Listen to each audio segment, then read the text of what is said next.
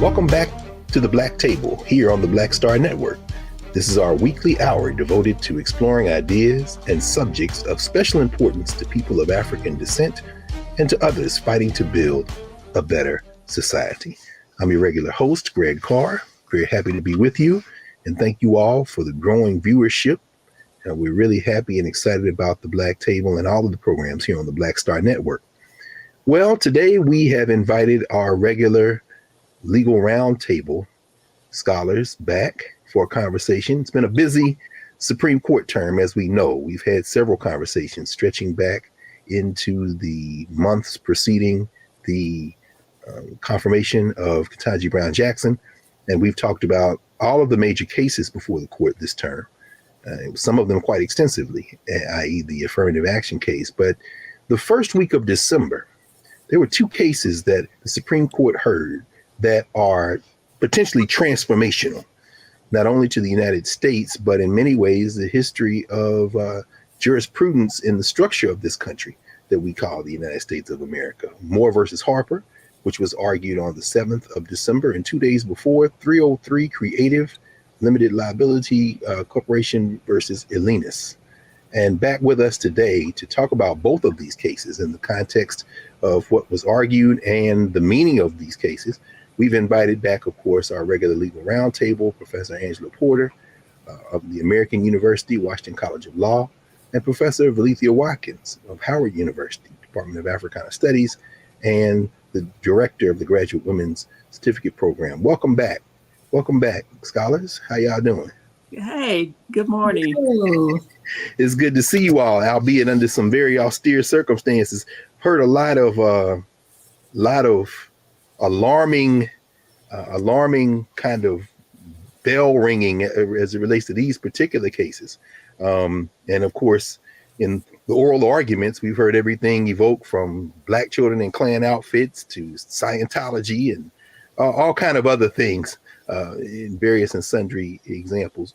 Why don't we start before we get into either of the cases with some of your impressions on this current Supreme Court term? Are either of you surprised by what we've seen unfold, given what we anticipated might happen with this so-called supermajority of the conservatives on the court? I would say not surprised, because none of these cases should be viewed in isolation. We need to always connect the dots, and this is a part of a comprehensive movement, anti-democratic movement that is at the base a power struggle about how this country is going to organize itself going forward. And so at the heart of this power struggle is this attempt to concentrate power into the hands of one political party that has demonstrated since the January 6th election, if not before, that it no longer believes in democracy. And at every single angle, it is, in terms of government, it is attacking the system. And so these cases are interrelated, as when we talk about them, they're going to unfold, but they're building incrementally this kind of firewall against being accountable to the people. And so we can't get weary, because when we look in the context of this recent election and the people did what was necessary to try to hold this movement at bay, the movement has not stopped. And so they don't get weary. They continue on. So when they suffer a defeat, they just come up with a new scheme to get their political way. And so we have to be just as tenacious, if not more, because we really have a competition of visions of what this country will be. And we have every right to stand up for the vision that is for justice and fairness. And we have to push that we have to give birth to that, because clearly they're trying to kill it in the cradle. How about that? Working real hard. In fact, I'm glad you raised that. And Professor Porter, it reminds me of the recent news that Kirsten Sinema has switched her party affiliation to where she was all along, which is, I think she's calling herself, she's a member of the Sinema Party, if I'm not mistaken. But at any rate, at least with the victory in Georgia, there should continue to be actually more momentum to get this federal bench stocked with more judges. So I wonder if you have any thoughts about what we're seeing in terms of this court and whether or not it's unfolding the way you anticipated it would unfold. I wholeheartedly agree with Dr. Watkins' read. I mean, this is a strategic, long-range attack on ideas about democracy. It's also a carrying out of the white nationalist, white supremacist agenda. We talk about almost everywhere with you, Greg. We talk about Make America Great Again and what that means. And going back to the days before the Warren Court or the Constitutional Revolution of the 1950s and 60s. And so it is all part of that game. I think what I wish people understood was how interconnected this all is to things like cinema, to the Congress, to Senate confirmation hearings and presidential elections, because they are trying to put people in the judiciary, in the Article 3 federal judiciary, which has lifetime appointments, so that they can carry out this agenda in the courts. They want to cheat. They want to discriminate. That's a summary of these two cases we're going to talk about today. They want to cheat and they want to discriminate, and they can do that through use of the courts. One last thing I would say to pay attention to is that story that came out about Reverend Schenck and Justice Alito and his implication that Alito and or his wife leaked the opinion from Hobby Lobby, a case involving contraception and corporations and religious freedom. Mm-hmm. What's stark about that expose is just how susceptible the court is, and all courts are, to this sort of agenda and this lobbying and this, right-wing, fundamentalist Christian, anti-Black agenda, and how tied up federal judges are in that agenda. And so this is a serious thing that's unfolding, and we ought to, as Dr. Watkins said, be very attentive to it and connect the dots between these cases, because each case in isolation is going to look like, limited, but this is expansive.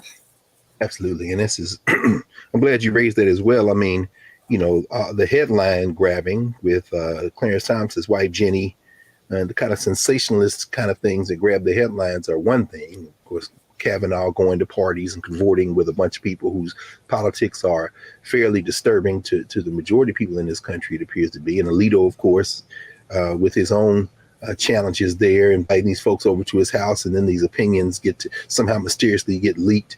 All of those things are very disturbing.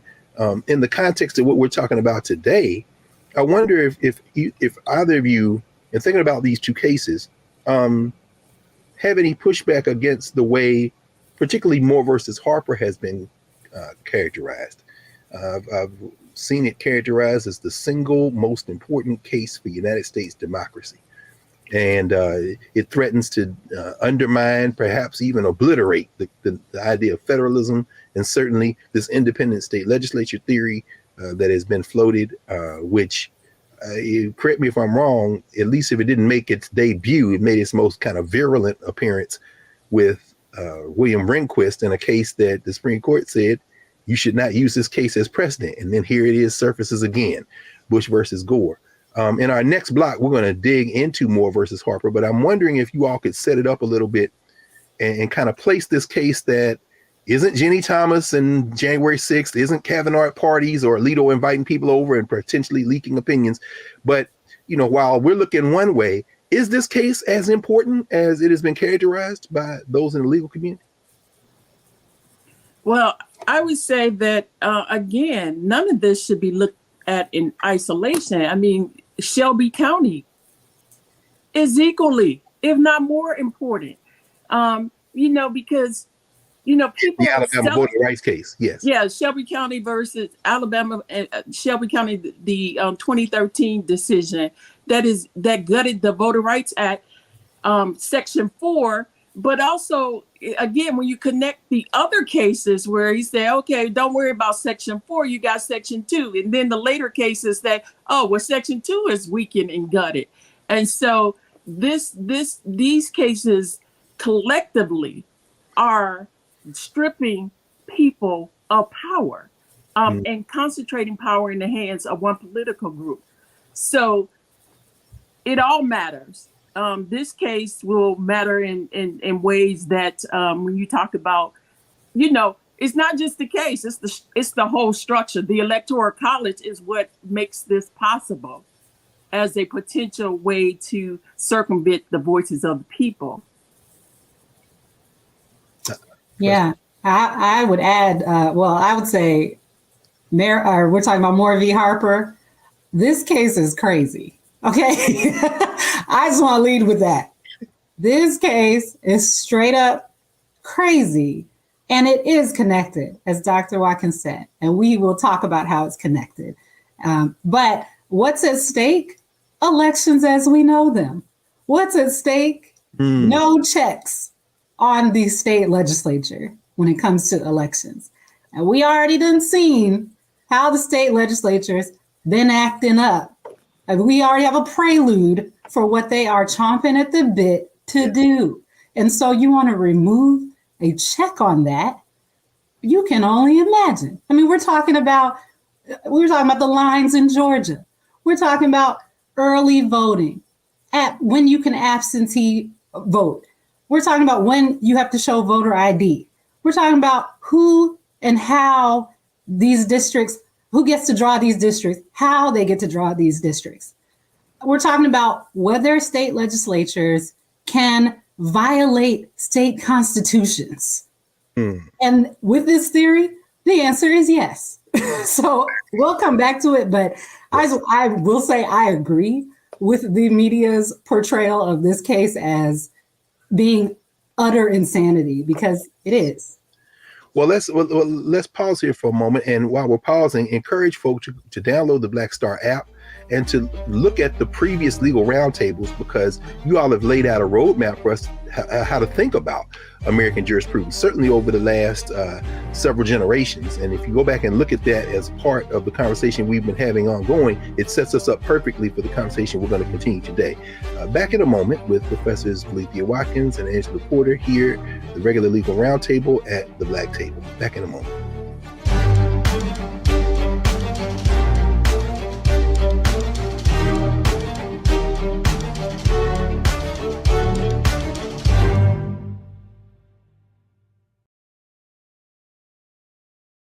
Black Star Network is here. Oh, no punch! I'm real revolutionary right now. Thank you for being the voice of Black America. All momentum we have now, we have to keep this going. The video looks phenomenal. See, there's a difference between Black Star Network and Black-owned media and something like CNN. You can't be Black-owned media and be scared. It's time to be smart. Bring your eyeballs home. You dig?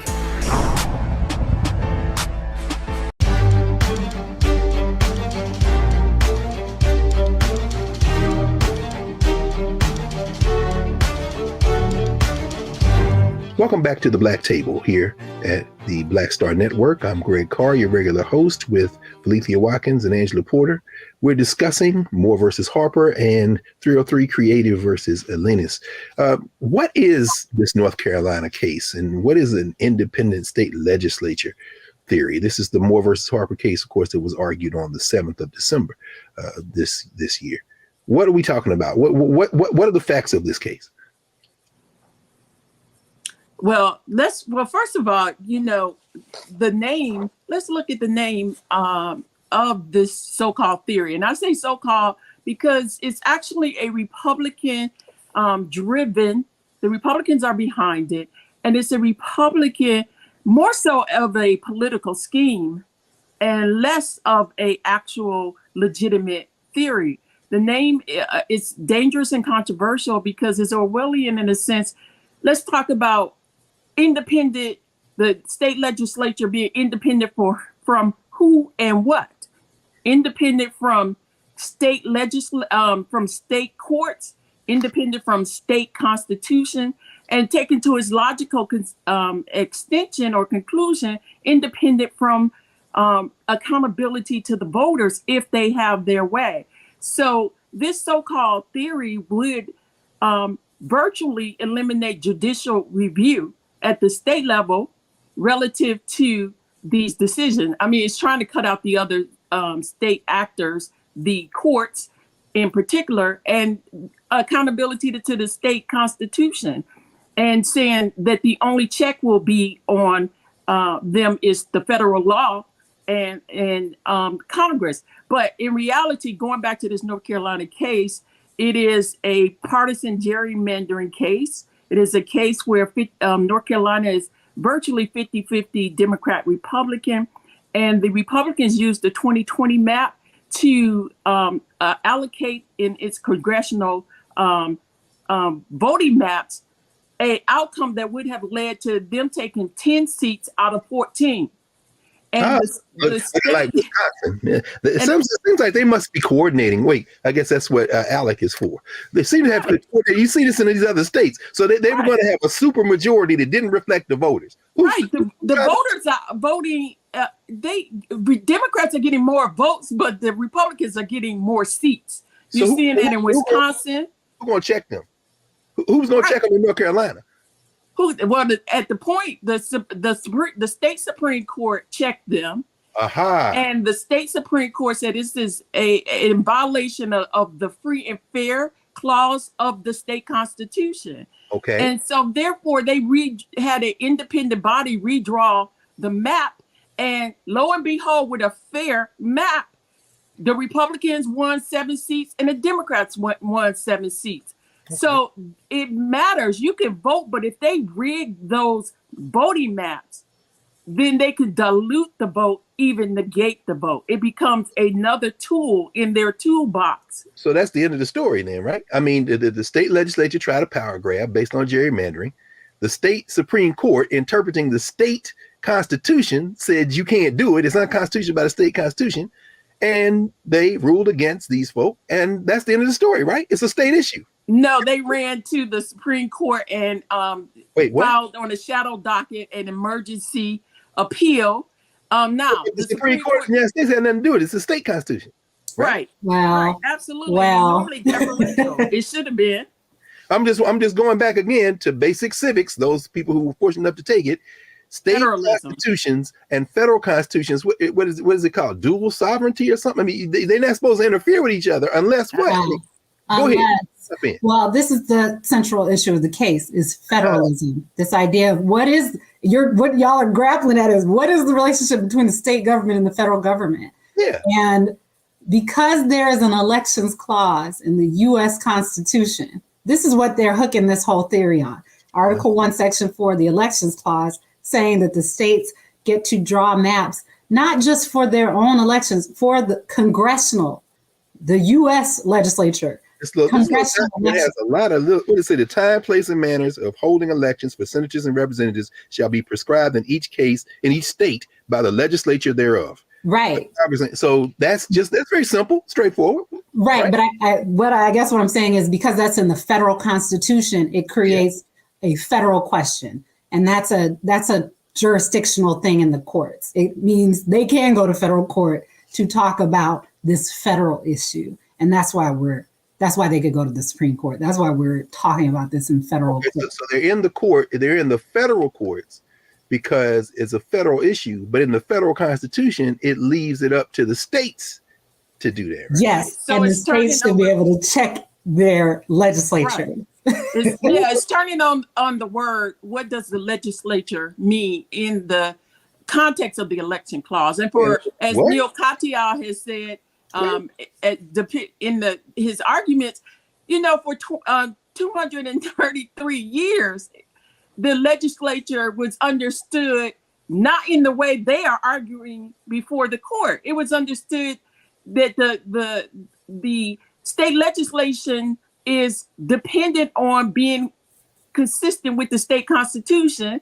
and the state courts get to decide whether or not the state legislature has overreached or is not constitutional. That seems pretty straightforward. I mean, it says legislature. So that doesn't mean courts, right? Legislature just means the House and the Senate of any state, right? It doesn't mean the courts. No, that's what she's saying. And that's what Neil Katyal, as Dr. Watkins just mentioned, said. You got to love Neil Katyal. Y'all might remember him if you paid attention to the Chauvin trial, because he was pro bono special attorney in that case representing the state of Minnesota. The killer of George Floyd, the convicted the George Floyd murder case. Yeah. And so Neil Katyal is former Solicitor General. He's argued before the Supreme Court many, many times. I think he broke Thurgood Marshall's record as being a non-white arguer before the Supreme Court. So what is he saying? Legislature doesn't mean legislature? No. Neil Katyal is representing Common Cause in this case, which is saying that they shouldn't be in the state independent state legislature theory. He's saying legislature means the whole state apparatus. And I love how he called out Justice Thomas during his oral argument. He basically said, and I quote, Justice Thomas, if I may, in the 2 decades I've been arguing before you, I've wanted this precise case because it speaks to your method of interpretation, which is history. I mean, he straight calls him out. And what Dr. Watkins, you just said, for 200 plus years, legislature doesn't mean House and Senate exclusively. It means, as you say, Professor Porter, the whole apparatus, the power that makes the laws. So when they said legislature, they did not mean just the people in the House and Senate of a state. They meant every. And so Katyal brings Clarence Thomas out on this. I mean, is this settled law? Like you say, Dr. What, 200 some years? 33 years. I mean, Katyal points to the contemporaneous documents. Oh, he's like, we can start with the Articles of Confederation, the first iteration of the Constitution. I was just those oral arguments. I'm like, wait a minute, they going back to before there were any state legislatures to make this point. The Articles of Confederation. He points to that, which was in place from 1781 to 1789. He points to the Federalist Papers in the late 1780s, where they're not even thinking about this issue, where they're suspicious of state legislatures and basically saying they need to be checked. And then he also brought in this, lastly, he brought in this instance from New York in 1792, where there was some commission that consisted of governors, executive branch, not the legislature, and judges, judicial branch, not the legislatures, in New York. State level election plans, election procedures, because they said they went against the state constitution. So he's drawing all these things from history, saying, since you love the founder so much, Clarence Thomas and friends, why don't you look at what they were actually doing? Because they were not doing this. Okay, well then, and there it is. I mean, as recently, if memory serves correctly, it's 2015. This very Supreme Court they're sitting on affirmed that this does not mean just legislature. So, okay, so where are 2019? Oh, 2019. Rucho case. But look, jump in. But the point is also to add to what Professor has just said is that they're saying that they are not being consistent with history, the text, and precedent, their own Supreme Court precedent. And we're not talking about precedent from the 19th century per se. Yes, that, but their recent precedent. So this court is so cavalier, so disregarding of precedent. Precedent does not matter. This is judicial activism at its worst. They are truly functioning as an arm of the Republican Party. They are disregarding their own precedent. They are disregarding things they said 5 minutes ago. Well, that's you know what?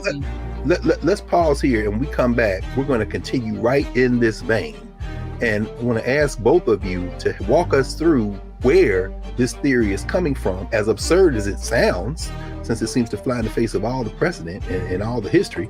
Where are they drawing from, and what are they arguing, and what are the implications? So we'll be back in a moment here at the Black Table with Professors Angela Porter and Valencia Watkins, our regular legal roundtable. As you can see, we are deep into discussion of Moore versus Harper, argued on the 7th of December this year.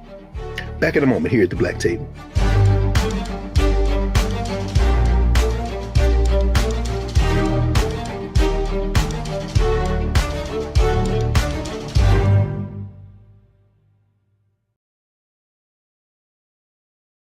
Don't you think it's time to get wealthy?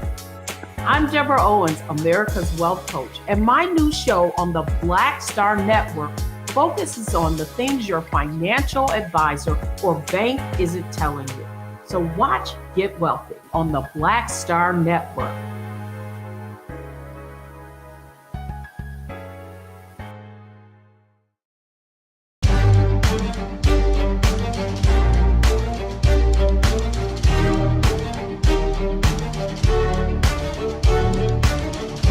Welcome back to the Black Table here on the Black Star Network. Remember to support the Black Star Network, download the app, tell your friends. Our community is large and growing, and we're grateful that you've tuned in again today here with our legal roundtable discussing Moore versus Harper and the 303 Creative case, but we'll get to 303 Creative a little bit later. All right, so when we paused, I wanted to ask you a question. Where are these folk getting this independent state legislature theory, which doesn't have any traction in terms of any court ruling up until now? You alluded to it at the very start, the 2000 Supreme Court decision, Bush versus Gore, when the Supreme Court decision based on the Equal Protection Clause stopped the Florida State Supreme Court, so therefore did not defer as usual to the state court, stopped them from counting the votes, the recount. And so therefore, Justice Rehnquist, in a concurrent opinion, began to outline this independent state legislature theory. And also take note that the current court members, Roberts, the Chief Justice, Kavanaugh, and Amy Barrett, were on a part of the legal team that was involved in the battles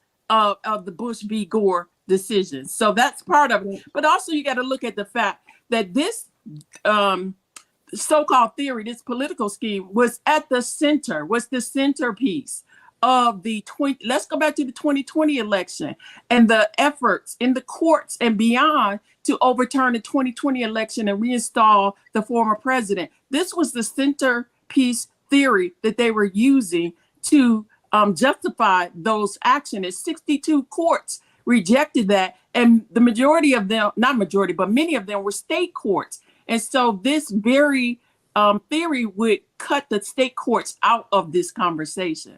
So I should add a note though, quick. Barrett, she was involved in the litigation related to Bush v. Gore, but not Bush v. Gore proper.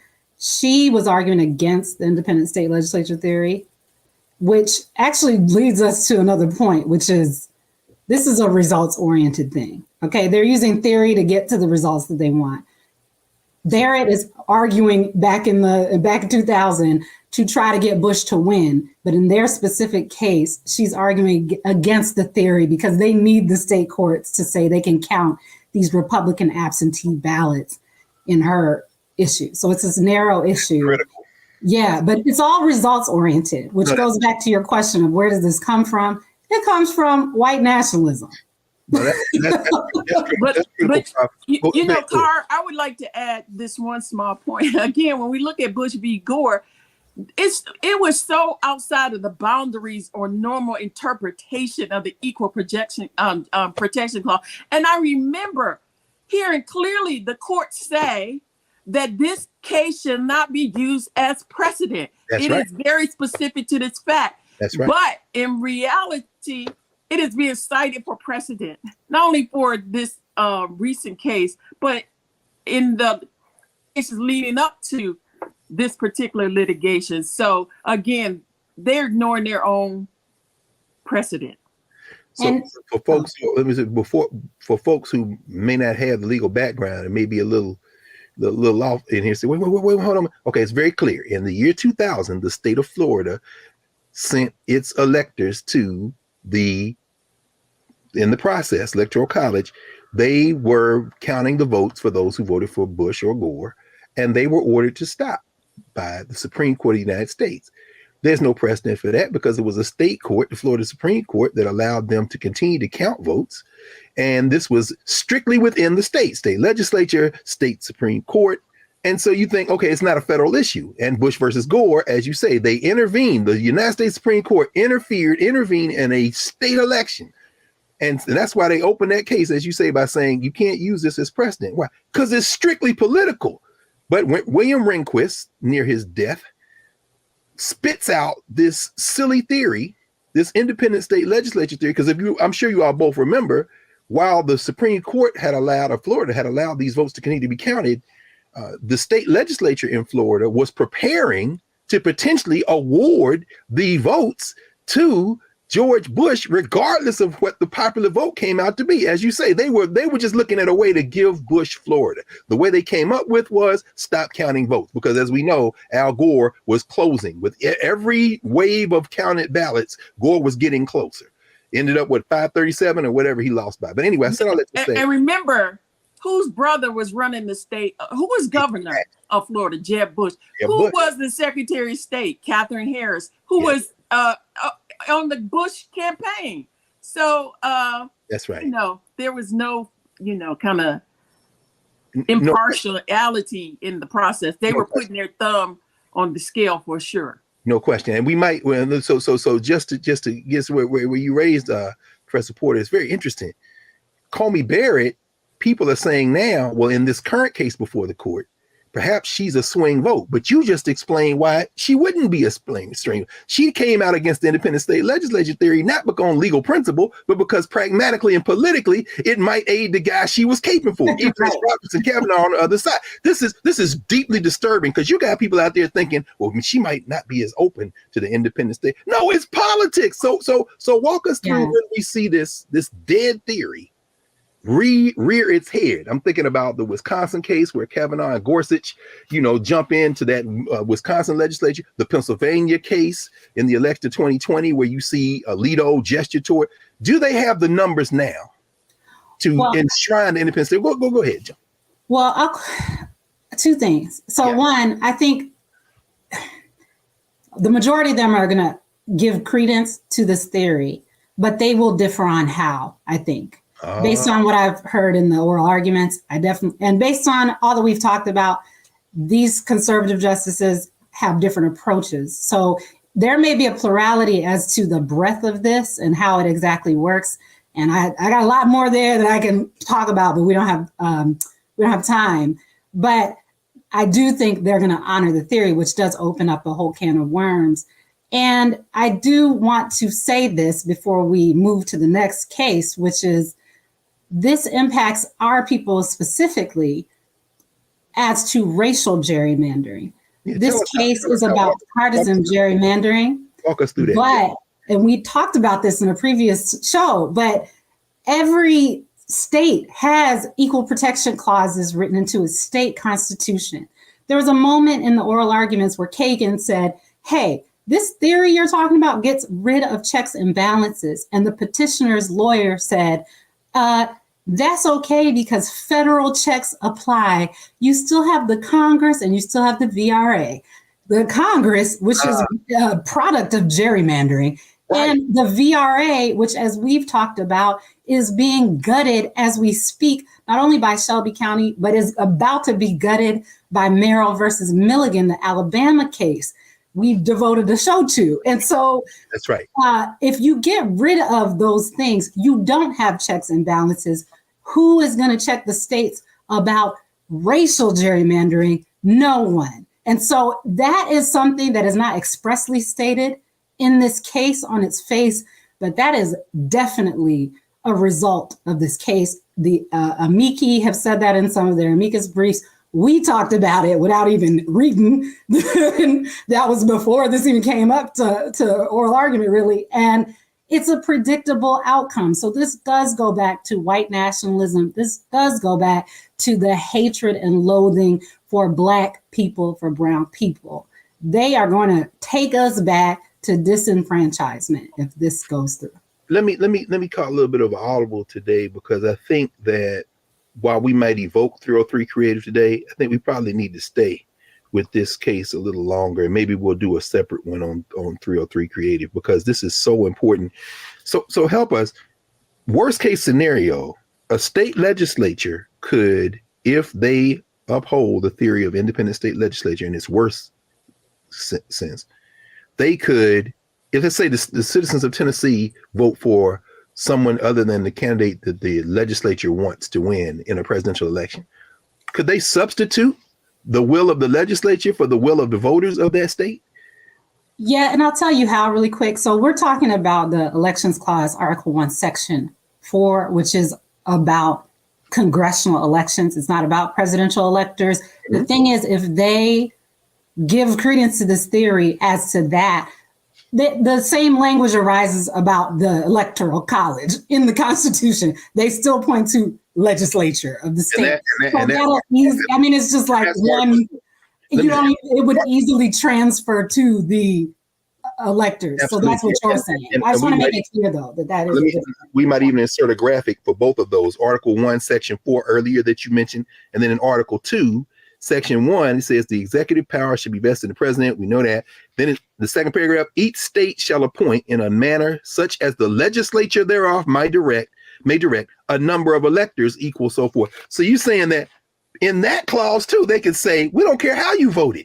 In Alabama, you may have voted for X. We like Y. We own the legislature. We're gonna appoint the elector. It's statutory interpretation. If they say legislature means X in this case, then it means the same thing across the Constitution. So they don't even have to bring another case. That's just what it is. And again, the point you all raising earlier, in the history of the United States of America, legislature has meant the power to make the laws. So if they tried that in Alabama up until now, the Alabama Supreme Court interpreting the Alabama Constitution would tell the Alabama legislature that is unconstitutional by the state court. What they're arguing is, you can't check us with the Supreme Court of the state. You can't check us with the state constitution. We're going to use the federal constitution to give the literal legislature, House and Senate of any state, the power to do it where the hell it wants to do with nobody checking them. That's not overstating. Is that overstating it? No, absolutely not. And so they tried so it's broken down in both ways, as you say, the elections and the electors.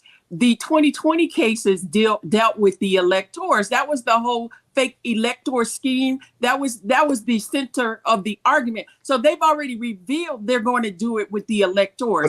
And that's what John Eastman tried to get the Arizona head of the Arizona legislature to do. Just put your own electors in. You the Arizona legislature.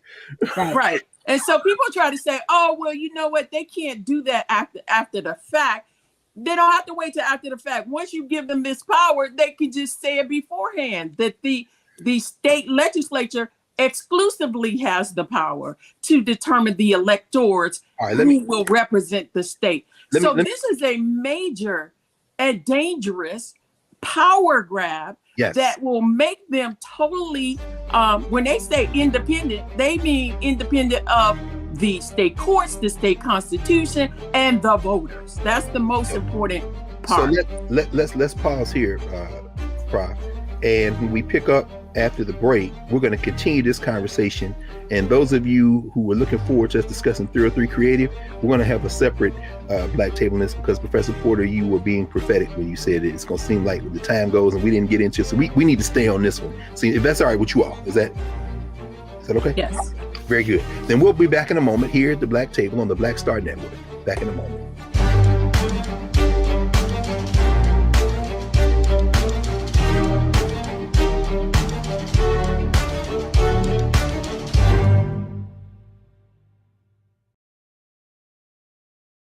When you talk about blackness and what happens in Black culture, we're about covering these things that matter to us, speaking to our issues and concerns. This is a genuine people-powered movement. There's a lot of stuff that we're not getting. You get it, and you spread the word. We wish to plead our own cause. Too long have others spoken for us. We cannot tell our own story if we can't pay for it. This is about covering us. Invest in Black-owned media. Your dollars matter. We don't have to keep asking them to cover our stuff. So please support us in what we do, folks. We want to hit 2,000 people, $50 this month, raise $100,000. We're behind 100,000, so we want to hit that. Y'all money makes this possible. Checks and money orders go to P.O. Box 57196, Washington, D.C. 20037-0196. The Cash App is $RM Unfiltered. PayPal is R Martin Unfiltered. Venmo is RM Unfiltered. Zelle is Roland at RolandSMartin.com.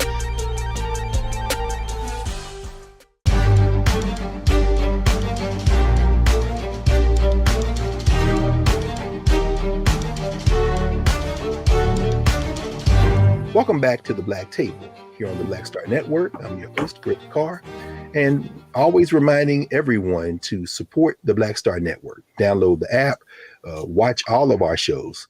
And today we are continuing with our regular legal roundtable, Angela Porter and Valethia Watkins, and we're talking about the case of Moore versus Harper, the independent state legislature case. And when we left, we were talking about the implications of this case. And listening to the oral arguments, was there anything that struck you all as particularly disturbing in terms of what might happen? What might happen should the independent state legislature theory, which would unleash potentially state legislatures around the country to do whatever they wanted when it came to federal elections with no check from the Supreme Court of their state, from the state constitution, or from the federal constitution, what are the implications of a ruling like that? Well, you will on its face have elections, but will they matter in the sense of the amount of disenfranchisement that is going to take place, the negation of the will of the people, the unaccountability to the people? You're going to have the negating of a number of state laws. You're going to have if they want to come in and make all kind of capricious and arbitrary rules, like, hey, no voting on Saturdays, no early voting, no, mail-in voting, no, whatever they want to do. There's nothing constraining them. So we already see with the limited constraints that we have in place now, their desire to put in place a whole stream of suppression laws. It will just be on steroids if this is allowed to go forward. And you're going to have chaos because you're going to potentially have one set of rules for state election and another set of rules for federal election. And so don't go past that one quickly, but help us with. So you're saying in a state, let's say the state of Florida, you have state elections that will be governed by the state constitution and the state Supreme Court. In a federal election, that will be governed by the state legislature and nobody else. Is that what you're saying?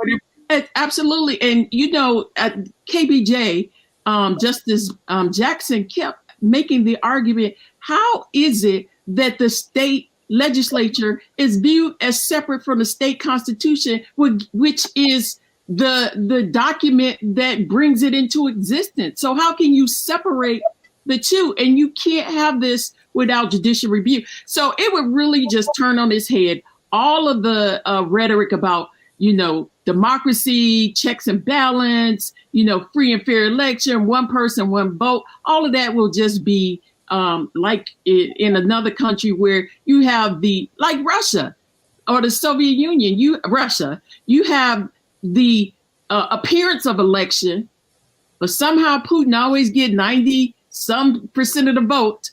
And I'm not clear that represents the will of the people. Professor Porter, you have any thoughts about this? I'm just thinking about the fact that there will be states, and I don't want to speculate, but let's say California, New York, maybe Pennsylvania. It depends, because we saw in the 2020 election, Samuel Alito was hot for the idea of independent state legislature. He was talking about setting aside. I think this was with the mail-in ballots.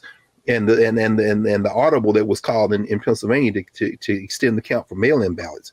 But I could see some states saying, we're going to play by our rules and allow our state constitution to take charge and and then other states, say Mississippi, Louisiana, I don't know, where that won't be the case. I don't know. The United States didn't face that during the Civil War. I mean, is there any precedent for what we might see if they allow this independent state legislature theory to become law?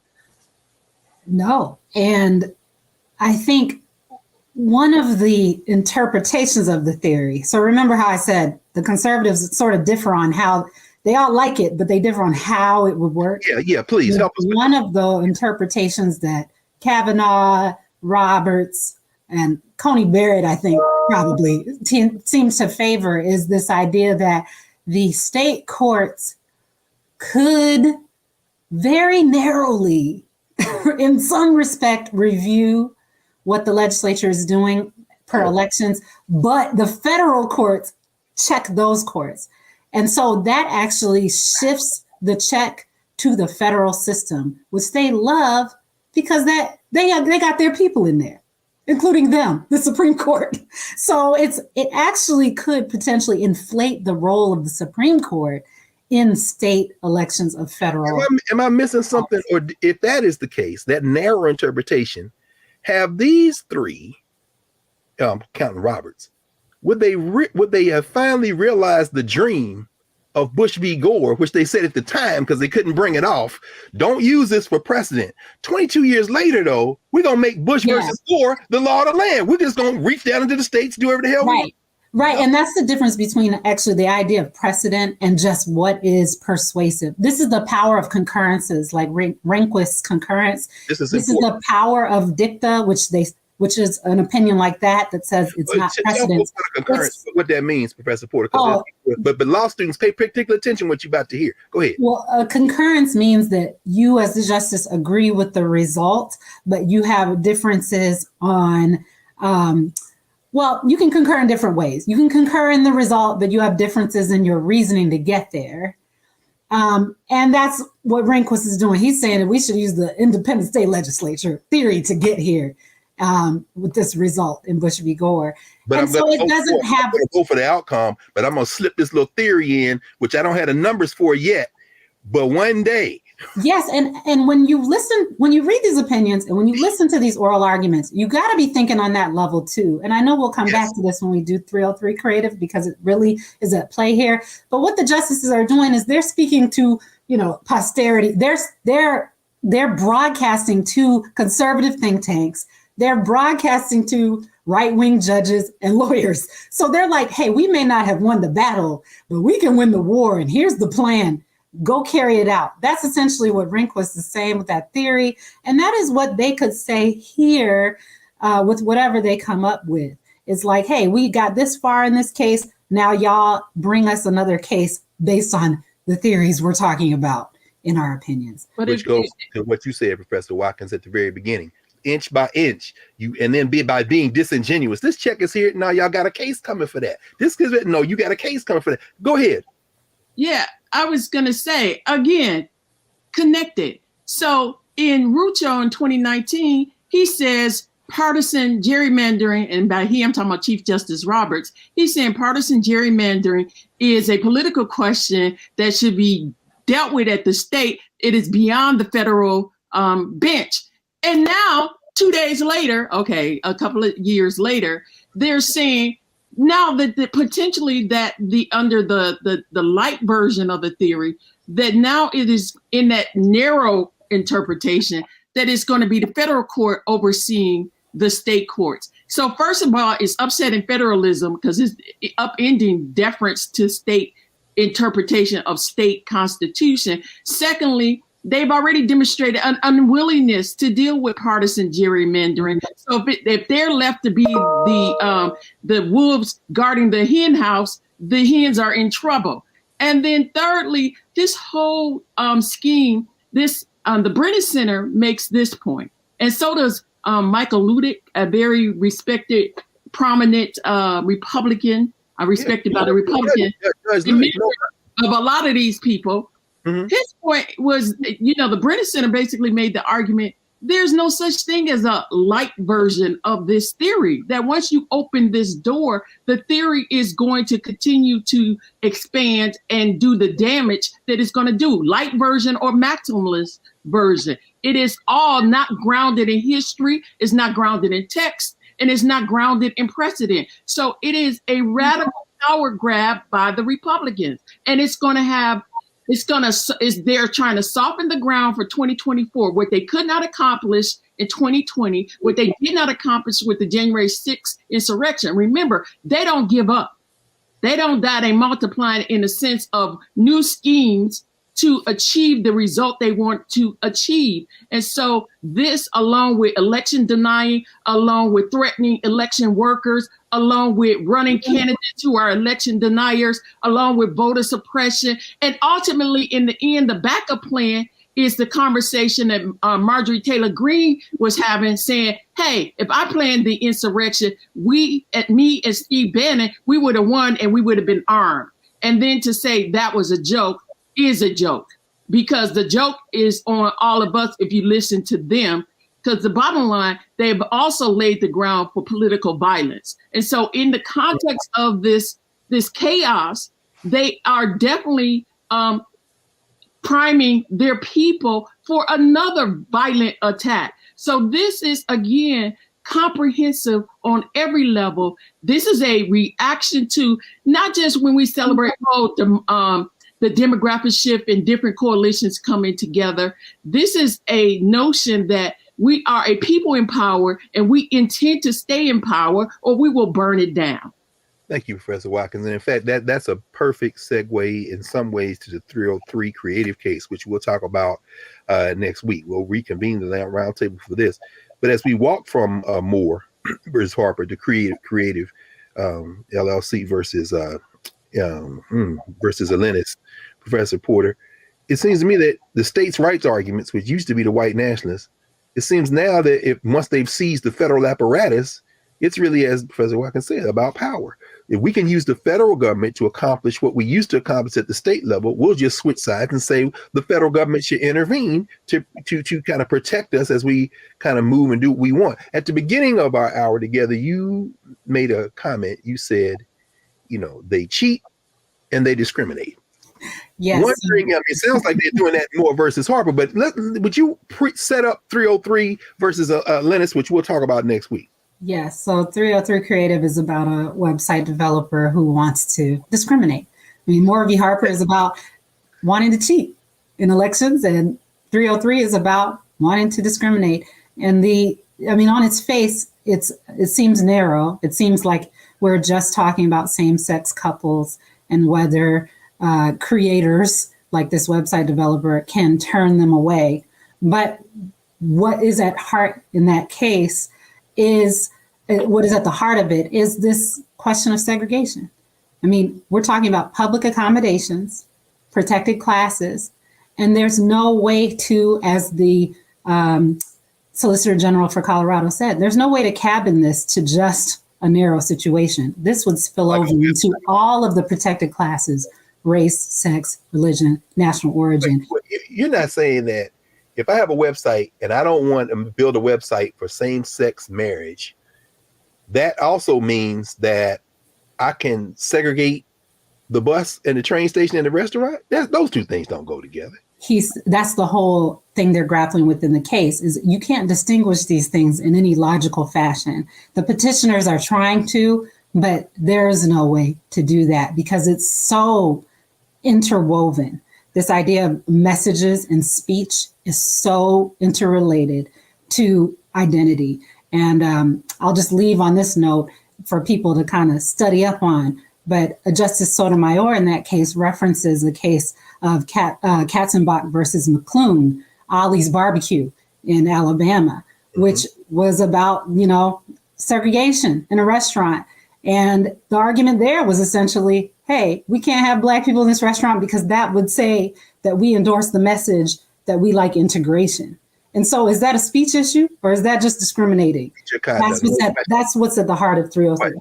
All right, you all. That means you have to come back next week, Professors Angela Porter and Valethia Watkins, part 2 of our legal roundtable around these 2 December cases that have been argued. And if it scared you, it should, because I know for the last 20 years, people have been writing articles about how John Roberts was going to use the First Amendment to get at some things he couldn't get at in the 14th. So this sounds like this case is right in that wheelhouse. So y'all make sure that you come back next week and we can continue. Thank you. Thank you, sisters. Thank you, sister professors, for joining us again at the Legal Roundtable, and we're looking forward to talk about 303 Creative next week. Thank you. Thank you. Thanks, you all. Well, we're going to have a pause. I guess we could call it clearing the table, but since we're going to continue this conversation next week, we'll just reset the table. Back in a moment here at the Black Star Network.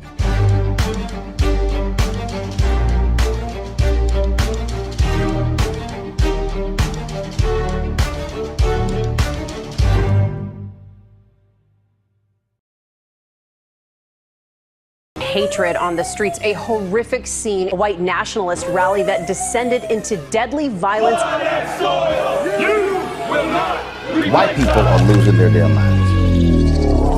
There's an angry angry pro-Trump mob storms the U.S. Capitol. We've seen We're about to see the rise of what I call white minority resistance. We have seen white folks in this country who simply cannot tolerate black folks voting. I think what we're seeing is the inevitable result of violent denial. This is part of American history. Every time that people of color have made progress, whether real or symbolic, there has been what Carol Anderson at Emory University calls white rage as a backlash. This is the rise of the Proud Boys and the Boogaloo Boys. America, there's going to be more of this. Here's all the Proud Boys, guys. This country is getting increasingly racist in its behaviors and its attitudes because of the fear of white people. The fear that they're taking our jobs, they're taking our resources, they're taking our women. This is white fear.